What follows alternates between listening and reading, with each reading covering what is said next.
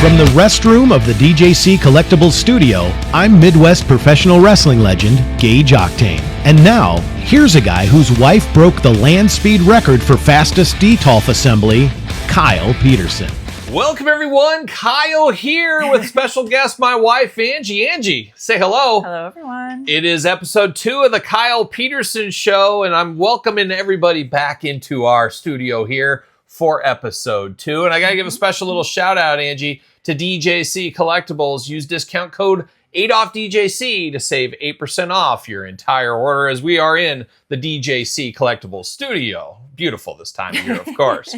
But Angie, how are you doing? I'm good. Are you ready for week number 2 of the podcast? Yes, we haven't been canceled yet. We haven't been canceled, but in a nice fact check right here, nobody has we haven't been viewed yet. Nobody has seen episode 1 or listened to episode 1 yet, as I'm doing a little work travels this week. I'm headed to Kansas City. Beautiful this time of year, the land of barbecue. And Angie, where are you headed to this week? I'll be here. She'll be here holding the fort down as we're getting a new roof on our house this week. And unfortunately, I'll be gone. Angie's going to have to watch this crew because you know they're going to try to cut corners. Got my dad, that old outlaw, my dad, coming in at the end. He's going to make sure no corners were cut on this brand new roof. But a lot of stuff going on the old homestead once again this week. But Angie, did you have fun doing episode number 1? Yes. And now episode number 2 is going to be that much better. It's live and learn, constant learning, constant improvement, as we always do say.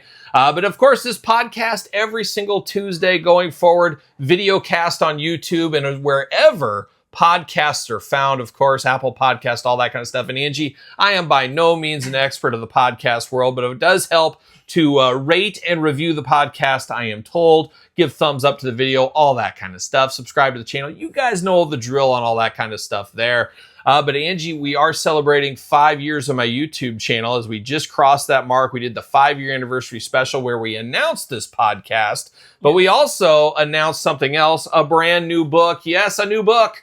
Available now. It is the complete guide to the original San Francisco toy makers ECW toy line. Of course, a book by yours truly. Forward by Brian Myers. Shout out to Brian Myers there. Available Amazon and Barnes & Noble as we speak right now. Hardcover, softcover editions. I appreciate all the support on the brand new book. And if you want to, for whatever reason, order a book from me, I can autograph that for you, hardcover, softcover. Just reach out to me at the Kyle Peterson Show at gmail.com, or social media works. But if you do order from me, it will come with one of these handy dandy bookmarks that I will also autograph, as well as a brand new Kyle Peterson Show sticker while supplies last. But appreciate the support on the book. Angie, a beautiful book. And Angie said she would even sign it if that is your thing as well. But have to plug the book for a while, Angie. You know why? You know why I got to plug it? No one else will? No one else will. That's exactly right. Somebody's got to plug it. You got to be proud of what you've done out there. But another labor of love. And Angie, you helped with a lot of nights putting that book together, if I'm not mistaken. Or maybe not. Moral supporter. Angie was surprised. You wrote another book? Oh, yeah. It's a little guidebook, but it isn't War and Peace like the last one. The last book was almost 1,000 pages. This one, almost 100 pages. So a little lighter reading there. But if you guys are like me and Angie, of course, you're going to want to definitely check out the ECW guidebook right there. So appreciate the support on that. Appreciate the support on the new podcast. And I should mention the Kyle Peterson Show at gmail.com is the email for the podcast. If you want to be a sponsor, you got a question you want us to answer on the podcast, send it our way, and Angie will get that to us here on the podcast. But besides that, Angie, what else is up? That was a lot. That was a lot. That was long-worded, long-winded right there. But if I talked that much in a row, I'd die. Oh, you could make it through. And Angie's ready for round 2 of this podcast. We got a lot of fun segments on this one today. Angie found, every week we're going to try a new item, and Angie found something special this week. So we're going to try it together for the first time. I'm going to be surprised with it. Of course, we're going to have figure of the week, album of the week. But Angie, let's start it off. Let's start it off with a deeper dive.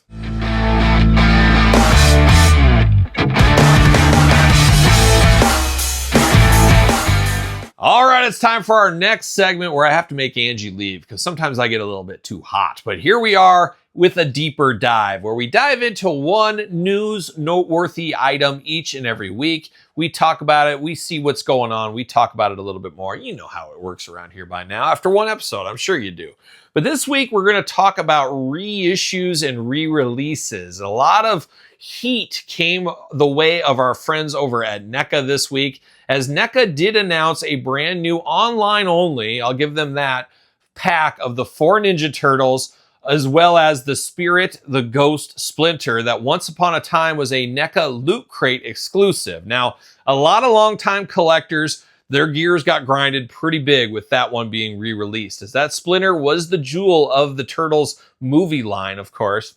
Very, very hard to get, as not everybody got the NECA Loot Crate. Not everybody knew about it at the time. So we're an extremely, extremely rare piece. Now, we're going to talk a little bit about both sides of the issue, but a lot of longtime collectors, I know of one personally that said, you know what, I'm done with my Ninja Turtle collecting. I'm so upset about all this. Now, I'm not going to those extremes as well, and I do dance a fine line on this kind of stuff because I want to believe all the action figures I have in my collection. I want to believe deep down, and I know it's not true, but this is my retirement. This is where I'm going to make money. I'm going to sell all this and I'm going to get a fortune on the back end. Well, you'll get some money on the back end, but to say a fortune, that's a pretty tough stretch. But there are certain pieces, there are certain key figures where they hold their value, they're worth a lot, and guess what? You can get a lot of money on the back end for it. The Splinter, Spirit Ghost Splinter, was that one for the Turtles line. Well, now everybody that missed out has an opportunity. Now, I'll bet it's not going to retail. It is a NECA store exclusive, I believe, since sold out, if I'm not mistaken. And it is with the other Ninja Turtles. So they're forcing you, maybe me too, to buy the Turtles again. Most people have those 4 Turtles. You're having to buy those same Turtles again just to get this Splinter. So NECA knows what it's doing here. They're playing the game, and guess what? They want every dollar out of your wallet. We say it all the time. I don't care if we're talking Super 7, NECA, Mondo, Hasbro, Mattel. There's no fooling it. They want everything out of your wallet. They want your change. They want everything. They probably want the keys to your car if they could get that. So I don't really begrudge them for doing that because we put our business hat on. It is a business at the end of the day. But a lot of people believe collecting, I should have this, it should only be for me at that time, I should see the money go up. But we got to always take that business step back. As I said, all these companies would love to make the money instead of people at toy shows, people at eBay. If they see there is a want, and there was a want for that Splinter, they're going to do it. They're going to re-release it. They're going to get the money for that. It makes perfect business sense whether we like it or not. And we're seeing more and more of that all the time. NECA doing it with the Splinter. They've been doing it for years with a lot of horror figures. Other figures have been re-released, maybe repainted sometimes, but for the most part re-released. They're trying to get every dollar they can out of all these different properties. We've seen Super 7 do it just recently. They have a dumbed down Ultimates line called the Deluxe. We're seeing the Lion-O and the Thundercats, Ghost, Conan the Barbarian. We've seen a lot of these, maybe missing a head or two, a weapon, a hand or two, but it is a way to get that figure back out to the public. I don't begrudge them either. I see what they're doing. They need to raise funds, an easy way to get the most out of your molds. And then we see it big time in this day and age, and we've been talking about it at length on my YouTube channel. It is the Mattel WWE line between the top picks, greatest hits, and of course the Ringside Collectibles Vault line. It's a way to get past performers, past superstars back out to the masses. And once again, we take that business step back and we talk about that. Of course, there's always iconic looks. There's always iconic uniform gear of different wrestlers. Let's pick on the Ultimate Warrior. We won't pick too hard, but WrestleMania 6, an extremely iconic look. They knew they had to get that back out there. They put it in the vault line for everybody to get another shot at that one. Now, I do give Mattel a little bit of credit because they have gussied it up a little bit. They have changed maybe the updated head sculpts there. Now the removable hands are a part of it, maybe a better t-shirt.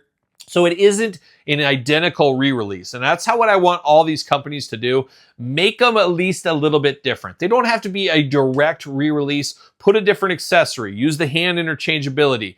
Things like that to make them different. I think that is the sweet spot. That is the fair spot for your longtime fans, but also the people that get left out about a lot of anger on these reissues is the new fans. Because let's be honest, there's new kids, there's new adult collectors collecting Ninja Turtles and wrestling figures and so on and so forth every single day. And it isn't fair to those fans that want the iconic Ultimate Warrior from WrestleMania 6 to not have a chance to get that. Well, sorry kid, we released that in 2010. You're never going to see that ever released again. Now, different examples, different things like that. But of course, that's the way it goes. And Mattel sees a hole in people's collection. They know it'll be filled with money. They're going to dive in. They're going to re-release that figure or figures. So you got to put your business hats on. There's definitely pros and cons to both sides. My official position on it is if you're going to re-release something, it's going to come out, it's going to be reissued. Do something to make it differently. Give it brand new packaging. Give it, of course, different hands, different heads, things like that to make it be different. It can still be that same character. It can still be that same moment, but make it at least a little bit different so you don't anger your longtime fans and you make good with the new fans that wanted these iconic figures, whatever that may be from whatever one of those companies. So definitely yin and yang. I definitely see both sides of it. Personally, as a longtime collector, I'd rather have something new. If they're going to re-release an Ultimate Warrior, that's great. I will pick it up. I love the Warrior, but selfishly, I would rather have a brand new Ultimate Warrior we've never had in the past. So Mattel especially, not that I'm picking on them, they tiptoe around that pretty good. I do feel Mattel does a good job with giving us new iconic looks, new people, as well as diving into the past, be it in Top Picks, Greatest Hits, or the Vault Wave. So a little dicey. People do get a little bit heated about this topic, but it is what it is. At the end of the day, as we always say, no matter what you're doing in your life, follow the money. If there's money to be made from a company, they're going to make it. So that's what we got to do. And that's what is this week's Deeper Dive, which does lead us to our next segment. It's time to bring my wife in and try new foods. You can try a little bit of this and a little bit of that. A little bit of this and a little bit of that. We gotta try new food because they might taste good. All right, it's time to try new foods because they might taste good, Angie. As every week we're doing a segment where we try something new out there in the grocery store. Last week, the Dubai chocolate that won both of us over and was a hit with the kids as well. Too bad we'll never try it again because it was $20 a bar. But now we have something new this week. Angie's in charge of this as she's out and about and finding these things. And Angie, what do you got on the docket this week? This is a random one. I've never had it. And Kyle was talking about it the other day, saying it was like nostalgic and he'd been wanting to try it, and they spotted it. Uh-oh. I spotted it. Oh. Twinkies with the strawberry. The enemy. The enemy for me. Now, let me see this here. Hostess Twinkies Strawberry Limited Edition. So Easter is what this is about here. Now, Twinkies is something, I don't think I've had a Twinkie 5+ years at least. When was the last time you had a Twinkie? That's probably the last time I had one. So Twinkie's an interesting brand. Of course, I don't know how back long before I was born, but let's call me growing up in the 80s, 90s, you growing up in the late 2000s, I think, when you were a little kid. Twinkies were all over the place, and we all had a Twinkie once upon a time, and I think most people enjoyed Twinkies, but in a plot twist, I did not like the regular Twinkies with the white cream filling. How did you like them? It's one of those things you liked as a kid, and then you try it later, and it's like, no. So, but as a kid, you liked the white froth or the white filling? I feel like we didn't buy them that much. But. Yeah, I was not a big fan of that. I'm just not a fan of white cream. Angie's more of the white cream fan. Angie, you love white cream. I know that for a fact, but I'm not a big white cream guy. It's something about it. It just doesn't work for me. However, when I was a kid, as I was saying, there was like a strawberry. It could have been cherry, but it was strawberry cherry in the inside instead of the white cream. And I was a huge fan of those. And they were a little bit harder to get. But apparently they are back with a vengeance here. Now, I don't expect these Twinkies to taste anything like the Twinkies of old. Like most things. Reese's Peanut Butter Cup, just recently we were talking about it. They just have a chemically flavor to them. I'm expecting about the same thing from this. But I'll never forget a little story time with Kyle right here, Angie. You weren't out in the grocery world. I was a manager for the Nabisco Corporation, which would be Mondelez in this day and age at that time. You remember that, of course. When Hostess closed their doors, they shuttered up. They said, we're done. We're going out of business. And they left everybody stranded out there. All those guys just without a job basically immediately. And there was stories of, these guys saying they're out of a job. They just opened up the gate of their bread truck and said, free to everybody. I don't care. I'm done here. And that's what happened a lot. And I'll never forget a lot of the grocery stores I was calling on back in the time when Hostess went out of business, that they had huge displays of Twinkies because they got them for free or dirt cheap out of the warehouse to clean it all up because company closed down. And then fast forward quite a few years later, Hostess, a lot of that stuff went up for sale. Companies bought some of the different Hostess properties, but primarily 99% of the cakes was bought by like a hedge fund or something. And now we have Hostess basically through the grocery stores where, long story short, they used to be DSD, which stands for direct store delivery. That's how Hostess used to get to market. Now they come through the warehouse, and it's just not the same ordeal. And if you're a manager of a grocery store out there, I'd get these out of your store, or I would cut back the space. That could be another long form video, because the profits aren't there, the margins aren't there like you think they are, and there's better things that you could be doing in the grocery store. But I'll save that for another day. This is about trying this. So that's a little bit of Hostess. Angie, you want to crack it open? Mm-hmm. Crack Is it there a open. right way and a wrong way? No, it doesn't matter, I don't think. No, there's got a little pull thing. Oh, it's got a bowl. Seal. See you later at the old seal. Oh, gosh. I'll take one, you take one. Do you God, think? I think we should share one. You think so? I don't think we're gonna Should we eat them both at the same time? That'd be great. Yeah, just tear it in half. Oh my god. No, because the cream will get all over. Oh, You like a messy cream. I don't like messy cream all over me. But let me see that box. Let me see that box. Okay. I guess we should read this. If we're going to do it, we should read serving size is 2 cakes. So right Oh, here, wow. there's 2 cakes. How many calories are you going to guess in 2 cakes? 2 cakes, 310. 280. Actually better than I thought. Now, I remember Twinkies maybe being a little bigger than this. I mean, I guess one There's some, as Elle and Emma would say, there's some big backs out there that might eat the whole thing at once. Who knows? But This is the perfect size, if anybody was wondering. 2 grams of protein. Wink, wink. Do you think you could take the whole thing in one bite? Yep. I know she could. She could. She get that whole thing in there, This I is think. 20, guys. This is Expires 20. May 27th, 2025. But let's do it. I'm going to open it up. We're going to see. It does feel spongy, I will say that. And it does give me flair of opening it back in the old days. So it does kind of have that little baggy feel to it around there. Now, give it the old squeeze. Now, it is a wet, sticky. And these will be fresher because A little they're stuff. seasonal. They smell, but I don't smell strawberry. You smell strawberry? I do smell for the bottom where the cream is. So my problem is I can't smell 99% of the time. There's about 42 ingredients in it too. You know what I always soybean say. oil. You know what I always say. I don't eat anything over 45 ingredients. Do you think I can stick this whole thing in my mouth? I bet you could. I bet you I'm could. gonna try. All right, let's see what. Let's Cheers. see if Angie can do it. You can go first. Let's see if she can. See if she can do it. Choke. Oh yeah. Oh my gosh. She got the whole thing in there. No, nobody doubted you. All right, I'm a sample in here.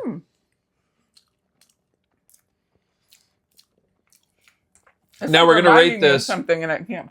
We're going to rate this on the 5 scale, of course. That's what we decided is out of 5. So I took the first bite. I'm already done. Legend over there. To me, very spongy on the outside. It is a sponge cake, of course. What's the strawberry? The strawberry taste doesn't... remind you. It's not overpowering. It tastes like a strawberry starburst a little bit to me. Yeah, maybe that's it. That's what A I'm little getting. strawberry starburst, but it's not overpowering. It is very fluffy. It's weirdly did not taste that chemically to me, and I'm like really. That's a good I point. noticed It's that a not lot. as chemically as I would imagined it Actually, to be. it's pretty good. I don't know. What do you think? Yeah, better, way better than I thought. Yeah, I would say the same thing, and I hate to admit it because I'm not a fan of the Hostess Corporation. I don't know. Go. What do you think? I feel like, What do you think? it triggered my gag reflex. You don't have one of those. What do you think? What do you think? Would you eat this again? I guess that's a good start. I probably wouldn't buy another box. No, But I would never buy this again just because of my standards of life, of course. But no, it's good. better than I thought it was going to be. Much like the Dubai chocolate. If I had to rate it against Dubai chocolate, I'd be Dubai chocolate all day. I like that one more than this, of course. But what are you going to rate it this out of 5? 3.5. 3.5. I'm going to go, you're right on. I'm going to go 3.5 out of 5. Begrudgingly on my end, I'm going to go 3.5 out of 5. Way better than I thought. I don't like the white cream ones. This worked out pretty good. I'm actually shocked Do you need me to finish that? how for much you? better I thought this would be if you want to. You really want? Forever. Oh, you got to talk. I I forget. gotta talk, yeah. You know me. You don't have a gag reflex. I do. I'll choke and die on this without something to drink. I can That's never get my food down without lots of liquid. I don't know. I got a small trachea, maybe. Who knows? Miss Big heart, small trachea. I don't know what I got going on there. Not sound good. That sounds like But early death. 3 out of 5 or 3.5 out of 5, I think, is pretty respectable for this one. Now, it is limited edition. That means it's going to be an in and out item. Be looking for it right now because after Easter, these are going to get blown out like other things. They're going to get blown out. It's going to be bad news if you want these. So, and it's always tough with these limited edition items too because you fall in love with some of these things sometimes, and then you don't Never get them for again. another year, or possibly you'll never get them again. So once again, word of the wise pro tip out there. If you like them, better load up with some extras. However, something like this only lasts till the end of May is what it is. But kudos, I guess, begrudgingly, once again, to the Hostess Corporation. And, we had to try it. And you know what? It kind of did taste good. So there it is. That is this new food segment. We'll see what Angie brings to us next week. But now it's time for the Album of the Week. Album of the Week this week brought to you by Pure Mic. Versatility at its finest. This streaming microphone can be used with various apps. You can sing with this gaming microphone to sing on apps like Smule, StarMaker, Spotify, and Apple Music. You can also use this as a podcast microphone for live streaming on Twitch, TikTok, and YouTube, as well as use the pink microphone for recording podcasts on Apple Podcast and Stitcher. Not limited to these, this karaoke microphone wireless also ideal for gaming and various other creative endeavors. Great for Star Maker, supported by most music apps. 5 professional sound effects to meet your different needs. Use your original voice, voice recording, live stream effect, voice change, mixing, recording, with a long battery life of 15 hours plus. The Pure Mic is what you need. Available on Amazon. Link in the description down below. And thank you to Pure Mic for sponsoring the channel.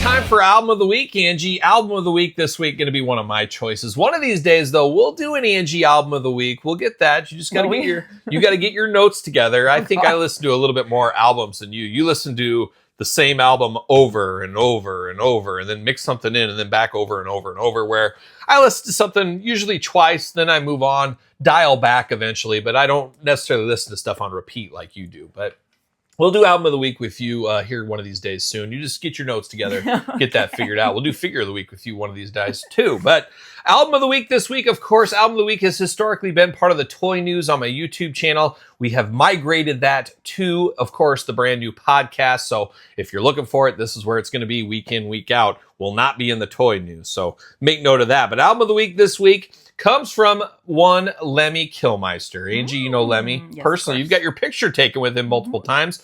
You were even pregnant when you got your picture taken with him with the kids. So we've got our picture with Lemmy on 2 occasions, I think. I think it's 2 occasions, but I think so. Always good. And you guys know what Lemmy and Motorhead means to me. But it doesn't stop with Lemmy and Motorhead, because Lemmy does carry on to another band he had towards the end of his career, of course, right up to the end of his career. We're going to go to the band called the Headcat. Now, Angie, you've heard of the Headcat. Yes. Now, this is Lemmy. Western? A little bit more rockabilly Western. They There you do go, some rockabilly. Johnny Cash covers, Carl I gotta Perkins. sit back for this one. Yes. Let me tell you a tale here about the Headcat. But the Headcat was a great band. Rockabilly, country classics, old school rock and roll stuff. Just a lot of fun. And it is, of course, Lemmy in the band, Danny Harvey, and Slim Jim Phantom, of course, from his work with the Stray Cats. They're going to rock this town. You know how the Stray Cats are going to do. Brian Setzer. Shout out to Brian Setzer. I don't know if you heard, good friend of the channel, because he loves this podcast. Who knew? After one episode, maybe not. Maybe I just made that up. Like, but he's like, what? Brian Setzer? But that is the Album of the Week, live 2008 at the Vejas Casino. Now, this album, I forgot about. I slipped on this one. It came out a few years ago, about 3 years ago. And of course, Lemmy has since passed away, as we do know. And they released a lot of, after Lemmy died, Headcat stuff. Even one new album after he died, plus a lot of different live records. And somehow this one slipped in under the radar on me. So I did listen to it this week. I actually did buy the CD from Amazon, because I may have sold my entire CD collection. I still get a few different bands out there I do collect physical media from. And of course, Lemmy, Motorhead, Headcat, going to be part of that there. But it is a pretty much by numbers live Headcat show, this one. A casino show, which if you've ever been to a casino show, you know what you're going to get on that. But Lemmy and the Headcat, not quite Motorhead, obviously, more rockabilly country, more of Lemmy's roots of music, but a lot of fun and something that feels like Motorhead, but also feels different. It feels like it's there, but it feels different at the same time. Hearing him do, like I said, Carl Perkins covers, a few originals along the way that Headcat did from their albums, and then even like Johnny Cash songs, just a lot of fun there. And you know that Lemmy's having fun just playing some of these songs that really resonated with him throughout his career as well. Now, the other cool thing and very interesting thing all these years later, now this was recorded in 2008. That's a long time ago. It feels like just yesterday, but Angie can do the math. That's a long time ago.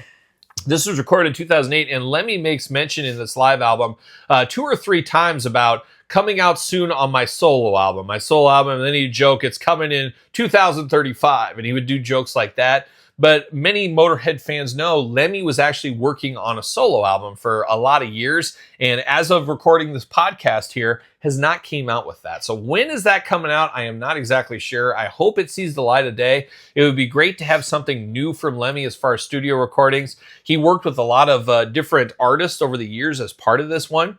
So I think that'll be a very, very fun album the day that does come out. But I am enjoying these Headcat live albums that have came out. I'm enjoying the Motorhead live albums that have came out since Lemmy's passed away. Not quite the same as the new Motorhead album and Motorhead tours that we used to go to all the time, Angie and me, back once upon a time. We went on the Motorhead cruise. Maybe we'll tell those stories of our cruise days back, way back when. But definitely give Headcat a listen. If you've never heard them, check it out. They have albums of regular material. Then they have live albums of many covers. Just a lot of fun this week. And Angie, I'll have to play this album for you. Maybe later tonight when we go get dinner. Maybe if you're lucky, if you play your cards right. So we'll see what happens. But that is the album of the week. It is the Headcat Live 2008, the Vejas Casino. Beautiful, somewhere probably on the West Coast, I would imagine. But shout out to the Headcat. Always shout out to Motorhead. And that is, of course, the album of the week. But now we got to switch gears, Angie. We got to dive over to the figure of the week.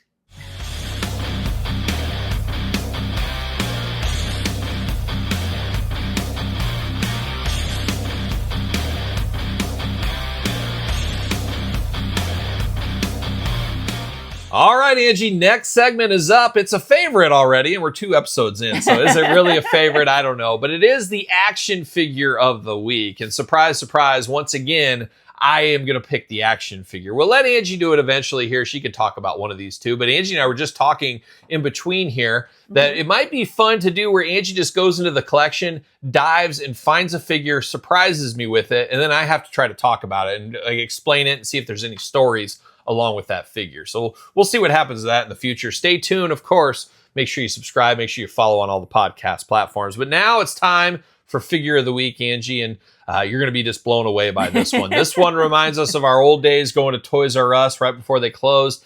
And this, I always say, this toy line we're going to discuss here, along with the Jakks Classic Superstars toy line, is what brought me back into action figure collection, of course, or collecting. Of course, being a child of the 80s, collecting action figures, there was a lot of properties out there. There was a lot of fun properties. And then, like most things, those properties go away, you grow up, you get out of it, but then they come back, slap you in the face, and they come back to retail, and you're bowled over. Oh my gosh, there's the Ultimate Warrior. There's, Hulk Hogan figures. There's the Rockers. There's the Legion of Doom. You're sucked back into that childhood, and you're collecting that figure line, like I did with Jakks Class Superstars. But a line that ran right onside, what's the word I'm looking for? Congruently? Alongside. Alongside? Yeah, maybe that's it. I'm trying to overthink it. But a line that ran alongside the Classic Superstars that had me all in almost, and we'll talk about that in a second, was the G.I. Joe 25th anniversary line from Hasbro. Of course, me being a kid of the 80s, loving G.I. Joe, my first absolute true love after Angie was my last love. But G.I. Joe 25th Anniversary was an amazing line that gave you the nostalgic feels and the figure size and, of course, the figure packaging. And what are we going to do as the figure of the week this week? Of course, the greatest, the true leader of G.I. Joe, the true leader. You guys all know it's true. We all know it's true. It is my boy Flint from the 25th Anniversary G.I. Joe line. Cutie. Just a little guy. Just a little guy. Of course, in this day and age, 2025, as we're filming that, the classified line is all the bells and whistles. And we got a retro version of Flint coming out very, very soon that I am extremely excited for. But Flint, my favorite, absolute favorite character from G.I. Joe, the true leader of G.I. Joe, a guy that leads from the front line. I base a lot of my leadership skills, of course, on Flint. I'm never going to ask my soldiers my team to do something that I wouldn't do myself. And Flint is that same way. Where a guy like Duke, he's always hiding out, he's always covering, and he's always trying to get his family jobs and stuff, getting himself almost killed. We won't go into all that right there, though. But Flint, my absolute favorite member of the Joe team. So did this get to released in the 25th anniversary early on? They had me at hello, is what they did on that one there. I was so excited to get Flint in this collection. I was all in on the 25th anniversary line that segued into some exclusives and, of course, the figure subscription club. You remember those days, Angie, where I used to get 2 figures of G.I. Joe in the mail every month? There was a little dark period of that time, though, where some of them were falling off the card. I remember that whole horrific incident. That was a horrible, horrible time. But this line was so much fun. Like I said, going to the stores, seeing these on the peg, very similar to the ones from the 80s, which, let's be honest, too expensive then, too expensive now for me to be collecting. There was something special about this. And I always tell everybody, Angie, that at heart, I'm a min-on-card collector. I want them on the card. So I collected Jakks Superstars. I collected these 25th anniversary at the same time alongside each other, as you would say, right? Yeah. I collected both of them, and I collected them in on card. And I have an almost complete set. I'm missing a couple con exclusives. I'm missing that no good Footloose and Dial Tone as well. Everybody Footloose except for me, apparently. But I'm missing a few. I really feel like I should finish this line off. Maybe one of those days I will. But just the special tug on your heartstrings of child nostalgia with this line, specifically this Flint. That's how they get you. It's like the drugs, you know, they get you in the drugs. That's what it's like. High. Just chasing the high, and it never ends. And still collecting G.I. Joe to this day. Now, after this G.I. Joe line, there was a few other ones. There was the Pursuit of Cobra line and a few different ones. There were some G.I. Joe exclusive lines at Toys R Us during the dying days. I did get all those, and then I said, you know what? I can't. We were actually having children.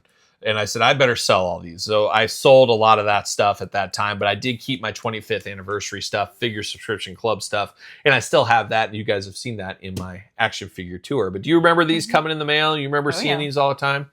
Yeah. And I had them all in their nice star cases, all that kind of stuff, because you always use protection, right, Angie? Yes. Do you? Well, no. No? Yeah, I don't know. Not anymore.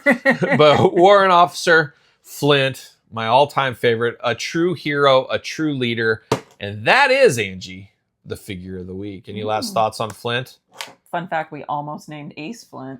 That's a good call, too. Yeah, we were going to name it. Flint just didn't work. I was pushing hard for Flint. I was pushing hard. We should have named our first boy Flint. Would have been great, too. That's a great name, of course. Or his real name, Daniel. I don't know. Daniel doesn't work as much as Flint. Ace's real name. Yeah, Ace's real name is... Ace's name was Jace, which is why we went to Ace, because it was easy. It was just, it kind of sounded similar, and we just dropped off. Remember our old dog? We used to have a Chihuahua named Buster. Salt of the earth, the nicest dog ever. Just the nicest. He never met a stranger. Again. They're the best. Yeah, he never met a stranger. Gotta get the long-haired one, though. Long-haired Chihuahuas, that's what we like. And he would jump. If somebody rolled up at the end of our driveway and rolled out the door on the van, he would have jumped right in that van. He'd have no problem. He loves everybody. He loved everybody. But remember what Buster's real name was? Oh, gosh. It's something really long. It was funny. Well, what's that called? Like, he had a lineage. Yes, there you go. Yeah, and he was thrown out of... He was thrown out of the Chihuahua... what is that? Where they go to the dog shows and stuff. He got thrown out of there because he had jacked up teeth. Yeah, he had jacked up teeth. He had a little underbite and stuff. Out. He kind of looked like Larry, CM Punk's dog, Larry. But his name was Curly's Forerunner. There you go. That was his name. So every once in a while, hey, Curly's Forerunner, what are you up to? He had an underbite and then some extra ones in there. Yeah, extra teeth. He was a hot mess, but man, he was the nicest dog I've ever had. He was so nice. Never met a stranger. You didn't even have to wear a leash with him or anything. He was just the nicest guy ever. Yes. But that's it, Angie. That is, of course. We've had so many dogs. We could do a dog of the week. We could do a dog of the week. Well, Angie, that's it for Figure of the Week. But now we got another segment, a new one. We didn't do it on the first one. Oh. It's time for the Tales from Retail.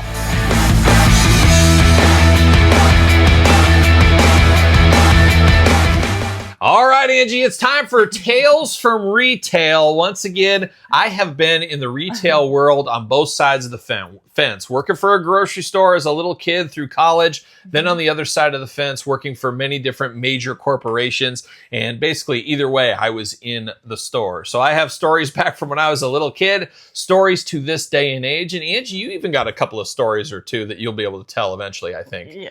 Not as crazy as yours, though. Not quite as crazy, and I could really write a book, and maybe I will one day, but I'm going to share some of these stories, and I think a lot of you guys, and especially you gals out there, have probably one time in your life worked retail or did something around it, and you probably have some fun stories as well. But Angie, today's episode, this one for the first one, I didn't want to do a real long story. I thought I'd do a little shorter one here, and we'll see how it goes. You guys know I get a little long-winded, don't I? Mm-hmm.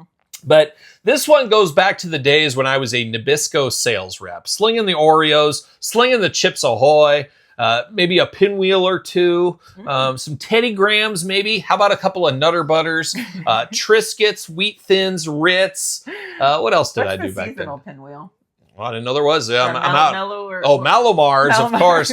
Have a heck of a Malomar story that you guys are going to love one of these days. From rural Missouri once upon a time, but Malomars were there too. What else am I missing? Fig Newtons. How dare I forget the Fig Newtons? The Easy Cheese, Squirt Cheese. Belvita, you talked about. Belvita, of course, later on in my career. Many a different things over there from Nabisco. But I'm sure everybody's familiar with Oreo, Chips Ahoy. They all know that whole kind of thing. But of course, once again, I talked about it earlier, DSD, direct store delivery. I was a sales rep in a major metropolis area, of course. And I was a sales rep, and every morning I started my morning at a Walmart. Oh, how convenient for an action figure collector. But every single morning I was at Walmart at 4:30 a.m. Yes, bright and early. 4:30 a.m. I was there. And I think, what time did you used to go to work? I don't miss those days of you leaving before me. I hated that. I used to be up very early. And what time did you leave for work? Like 9, 10? Yeah, I think I just took the kids to school. So this is before that, too. Oh, this was before kids? Yeah, this story predates kids. Yeah, no, I bet the store didn't open till 9. Yeah, so. She worked at a cell phone company back then when it was her job. But so I was there 4:30 every single morning. And now one thing we've talked about, and we'll probably do a deeper dive on one of these days, is resets at stores. Now, of course, grocery aisle, toy aisle, doesn't matter what it is, they're going to have resets. And we had twice a year resets in the cookie cracker aisle, as it was known. And I was running point there, had a brokerage company working under me, for me, whatever. They were doing the reset. I was kind of making sure everything was lined up real good. And like all sales reps had back in the day, we had a laptop computer. Now, most people know these laptops that the Pepsi guy is using, the Frito guy is using, the Nabisco guy is using. It looks like a regular laptop, but guess what? It's not a real laptop. It's not something you can just take home and start downloading things and watching movies on. It's not that. It doesn't have that. It has the guts for the job, the order system, planogram. It's got nothing fun inside it, long story short. But I had my planogram up on that, and I was literally, I don't want to say bossing around, but I'm talking to a crew right there. My laptop's right here. It's probably 5, 6 o'clock in the morning. The store was 24/7 back then. So there was people strolling around, of course. But I had it up there on the shelf all ready to go and looking at it. I'm going back and forth, helping somebody for a sec. I go back. What do you think's missing, Angie? The laptop's gone. What do you think's missing? The laptop is long gone. And of course, I'm sure it still happens to this day and age that many a sales rep are told, keep your eyes on your laptop, keep it chained to a grocery cart or something so people obviously can't steal it. But I'm not expecting anybody to steal it right in front of a whole reset crew and everything else. And I'm just like panicking mode. And I should be panicking probably a little bit more if it was my personal thing, but it's never a good day when you got to call your boss and, I lost my laptop. Oh my gosh. And I'm a guy that's never got in trouble at work. I've never had an issue at work. I didn't want to have this. And I'm just like, this has got to be a mistake. I must have put it somewhere. And I'm asking everybody, I'm looking around. I'm just extremely frantic. I just can't believe this is actually happening to me. A good guy like myself shouldn't be having a laptop stole. Yeah, so I'm flipping out and all this kind of stuff, and I'm looking around. I go in the back room thinking maybe somebody took it back there. I go to the front desk at the Walmart saying, hey, did somebody turn in a laptop? Because, a customer might grab it, say, oh, somebody left this. The lost and found at the store. Now, in this day and age, most people aren't going to turn a wallet back in, I don't think. I think those days have passed a little bit. But I was holding out hope. I asked the managers, keep a lookout. Anybody hears anything? They all had my number, of course. They knew how to get a hold of me if it came back.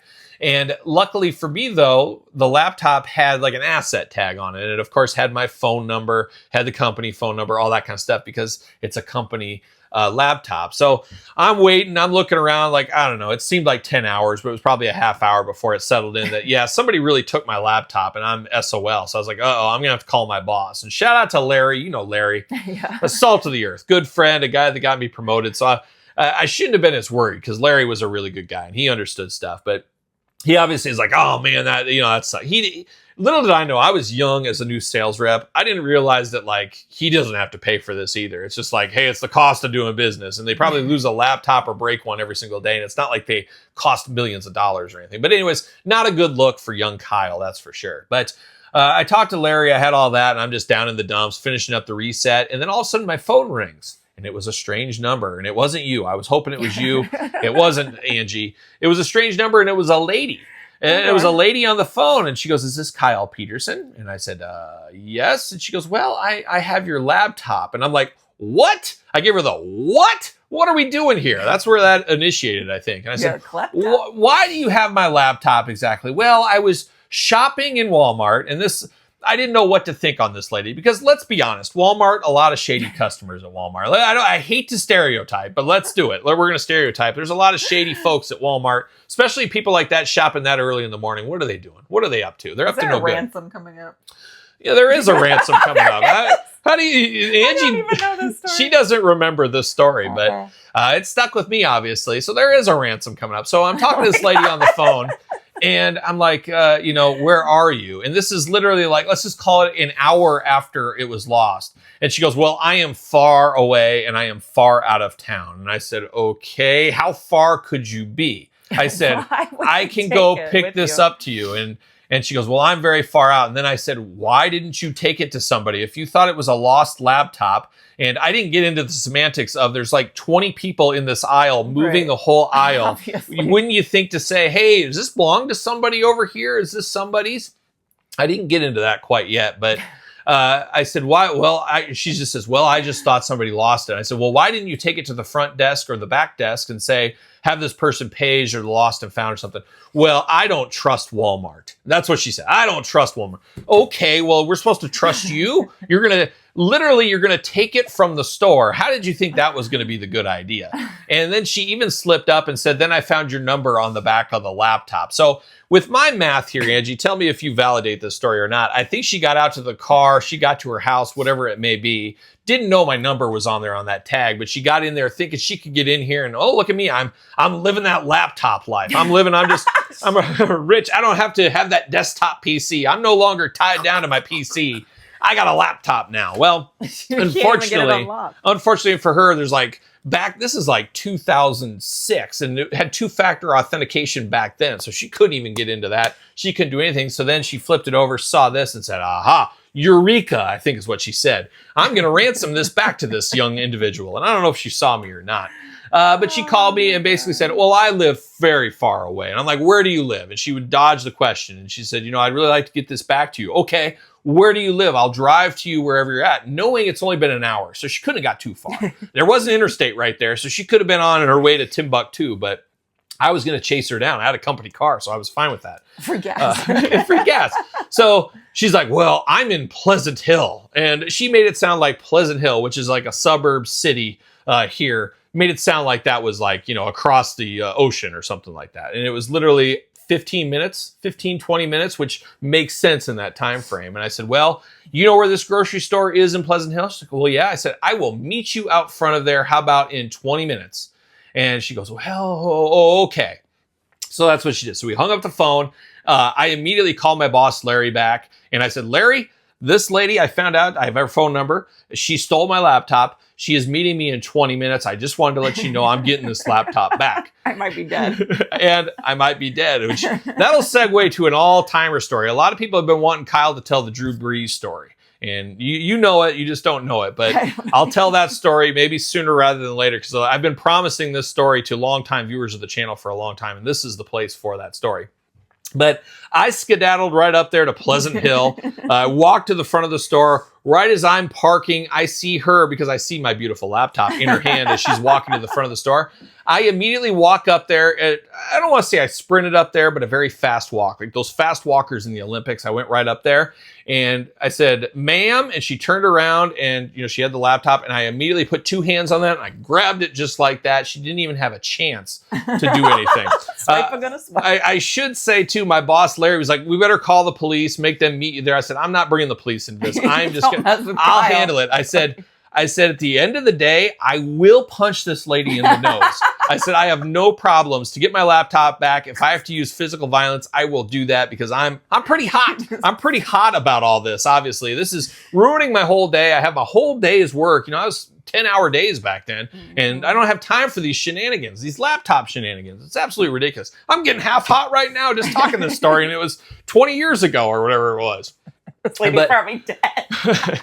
And she was older than me, and she was not attractive at all, too. Not that matters a lot, but it would have been nice if she was like super hot or something. Yeah, I'd be like, Angie, you won't believe this, but it wasn't even any kind of eye candy or anything. She was just a troll that shoplifts and steals people's laptop computers and tries to ransom them back. And I immediately grabbed that. Like I literally yanked it right out of her hands. This is back when, I was a lot bigger back then. I was lifting weights every single day. I was pretty big, 260 probably around that time. So I was pretty intimidating feller back then. But I pulled that right out of her, and she was like taking a gas that I grabbed it, and I said, I needed to get this back. And she's just like, well, I was hoping doing this good deed. Like she was saying, she did this good deed that I was, there'd be something, out of this. I said, no, there's nothing out of this. Thanks for getting it back to me. But she had a last ditch effort to try to ransom it to me, and felt like I should have gave her something for giving this back, what she took out of that aisle after all. My goodness, was I hot. Was I hot? Wasted an hour of your time. It was more than an hour by the time things were all said and done. And she just kind of gave me the story of like, I was hoping I would get something out. And I just said, no.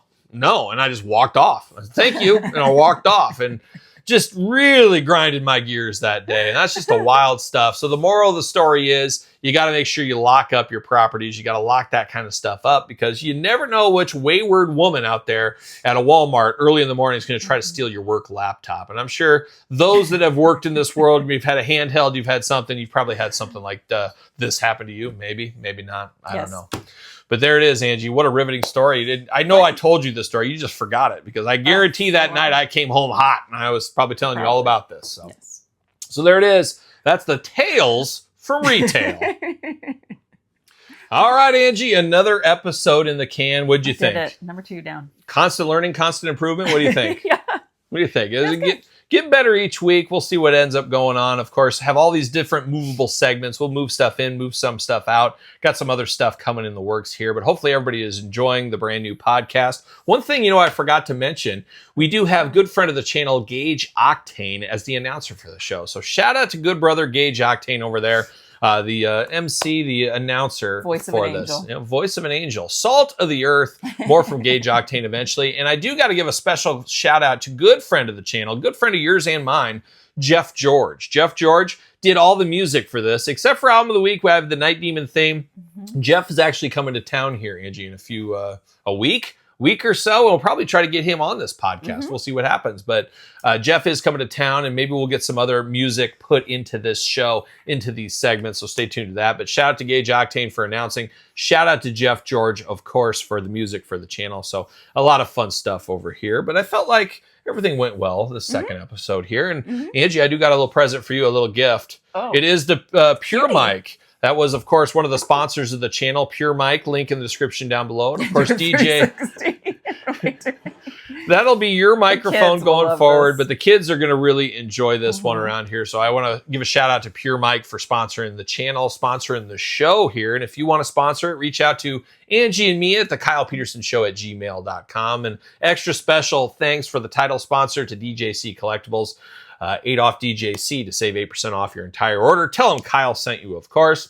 And then, of course, Angie, as I said earlier, I'm still learning all this podcast stuff, and I know you're along for the ride as well, but we got to make sure people like the videos, of course, on YouTube, subscribe on YouTube, and then apparently rate and review on podcasts. Give it a 5-star. Give it a 5-star for Angie. If you don't do it for me, do it for Angie.